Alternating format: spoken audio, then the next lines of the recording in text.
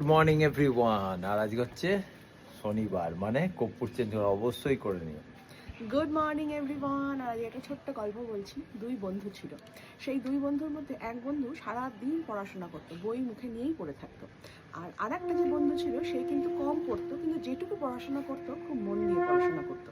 যে পড়াশোনায় ভালো ছিল বা সারাদিন পড়াশোনা করতো তার ব্যবহার কিন্তু মোটেই ভালো ছিল না, তার মধ্যে না একটা অহংকার বোধ ছিল।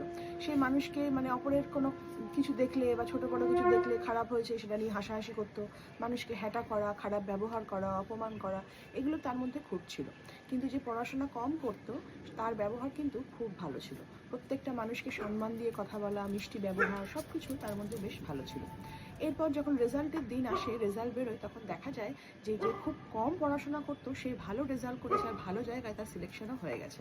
তখন লোকে সবাই এটা দেখে অবাক হয়, বলে না এটা ঠিক হয়নি, যে এই যে ছেলেটা কম পড়াশোনা করতো তার ভাগ্য তার সাথ দিয়ে দিয়েছে, ওই জন্য এত ভালোভাবে নাম্বার পেয়ে সে অন্য জায়গায় সিলেকশন হয়ে গেছে। কিন্তু আসল গল্পটা কিন্তু অন্য জায়গায়। আসল গল্পটা এটাই, মানে গল্পটা আমাদের এটাই শিক্ষা দেয় যে শুধুমাত্র পড়াশোনা আর পরিশ্রমই কিন্তু তোমাকে সফল হতে দেবে না। পড়াশোনা আর পরিশ্রমের পাশাপাশি কিন্তু তোমার কর্মফলটাও ম্যাটার করে।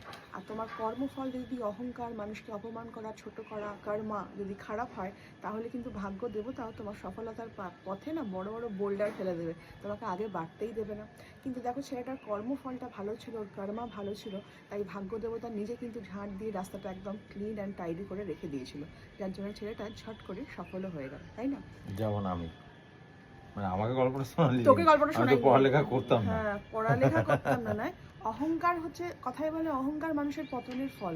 প্রত্যেকটা মানুষের সঙ্গে ভালো ব্যবহার করো, মানুষের যখন কোনো বিপদে পড়ে আপদে পড়ে তাকে দেখে হাসাহাসি করো না, এগুলো না তোমার কর্মফলটাকে খারাপ করে রিটার্ন আসবে। রিটার্ন আসবে। দেখো আমি আজ একটা কোনো কাজ করলাম, সেই কাজের আমি ভালো করলাম কি মন্দ করলাম তার ফল তো আমাকে ভগবান দেবেই, কর্মা আমাকে আমার ফল দেবে। কিন্তু আমার কর্মফল ভালো বা খারাপ সেটা নিয়ে জাজ করে তুমি তোমার কর্মফলটাকে কেন খারাপ করবে ভাই? তুমি তোমারটা নিয়ে মাথায়, মানে সেটা নিয়ে অয়েল ইওর ওন মেশিন বলে জাজ একটা কথা করনে আছে वाला না? একদম উপরওয়ালা। দিয়ে তোমার কর্মফলটা তুমি খারাপ করবে, আর তারপরে দেখো তোমার সফলতাও আটকাবে, ভাগ্য দেবতাও তোমার প্রতি বিরূপ হয়ে যাবে।